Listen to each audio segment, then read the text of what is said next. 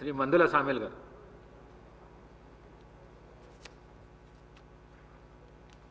ధన్యవాదాలు అధ్యక్ష.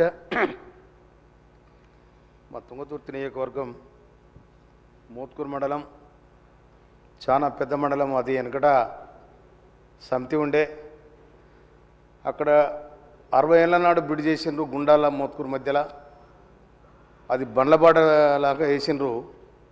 అది ఇప్పుడు జనాభా ఎక్కువైంది, వాహనాలు ఎక్కువైనాయి. కాబట్టి దయచేసి దాన్ని కొత్త బిడి శాంక్షన్ చేయాలని మీ ద్వారా మంత్రి గారిని విజ్ఞప్తి చేస్తా ఉన్నాను.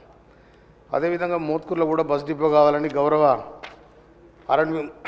ట్రాన్స్పోర్ట్ మినిస్టర్ గారికి అప్పీల్ చేసిన, దాన్ని కూడా చేయాలని మనవి చేస్తున్నాను అధ్యక్ష. ఇప్పుడు మోత్కూరులో 5 మండలాలు చుట్టుంటాయి.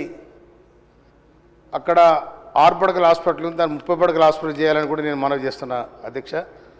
అదేవిధంగా జూనియర్ కాలేజ్ నూతనకాల మధ్యలో ఒక జూనియర్ కాలేజ్ శాంక్షన్ చేయాలని గౌరవ మంత్రి గారికి నేను విజ్ఞప్తి చేస్తాను అధ్యక్ష.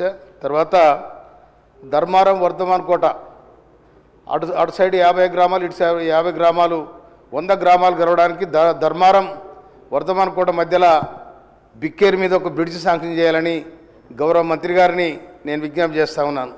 అదేవిధంగా ధర్మారం తర్వాత గుమ్మడవెల్లి చెరువు డెవలప్ చేయాలని మనవి చేస్తా ఉన్నాను అధ్యక్ష. అదేవిధంగా అరవపల్లి మండల కేంద్రంలో దేవాదాయ భూములు 700 ఎకరాలు ఉన్నాయి. అక్కడ గౌరవ ఆనాటి ముఖ్యమంత్రి రాజశేఖర రెడ్డి గారు ఉన్నప్పుడు ఇందిరం ఇల్లు కట్టుకోవడానికి అవకాశం ఇచ్చిండ్రు. ఇప్పుడు దేవాదాయ భూములలో ఇల్లు కట్టడానికి పర్మిషన్ లేదని చెప్పి మా సూర్యాపేట కలెక్టర్ గారు అంటా ఉన్నారు.